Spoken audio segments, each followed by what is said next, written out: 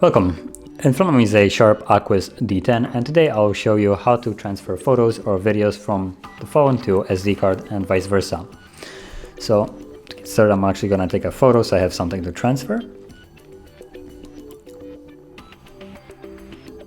There we go, there's a photo.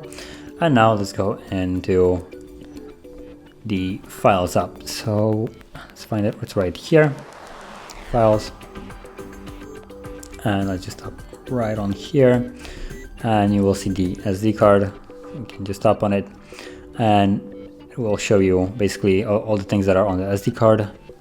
I'm more interested in the internal storage, whatever that is. Let's see, show internal storage.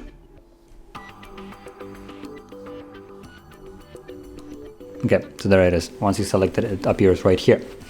So from here you can just tap on the internal storage, and if you're trying to move photos that you have captured with this device, they will be located under DCIM, just as mine will be, under the camera, as you can see.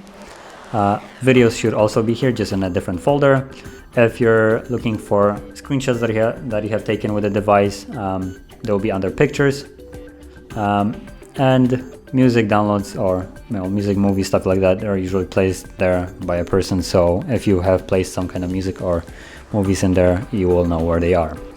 And another location that things are saved is the download folder.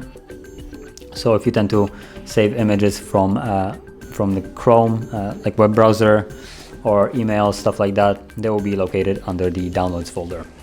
So going back to this, we're gonna move the photos. And you can find your photo. So for me it's this one that I have just taken, which I can open up right here.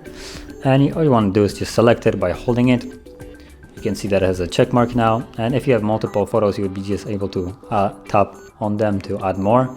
For instance, like I'll be able right here, just by tapping simply on it. So yeah, so if you have multiple photos, rather comparing to me, like I have one, and you don't want to just tap on all of them because there might be like 1,000 of them, you can just select the folder itself by holding it and then move the entire folder without actually selecting all the photos in there.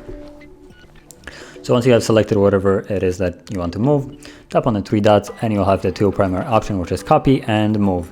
Now copy will just create an additional copy of the file that you have right here. So one will be on the phone and the other one will be located wherever you select it to be moved. While move will just completely remove it from where it is right now and move it to the other location.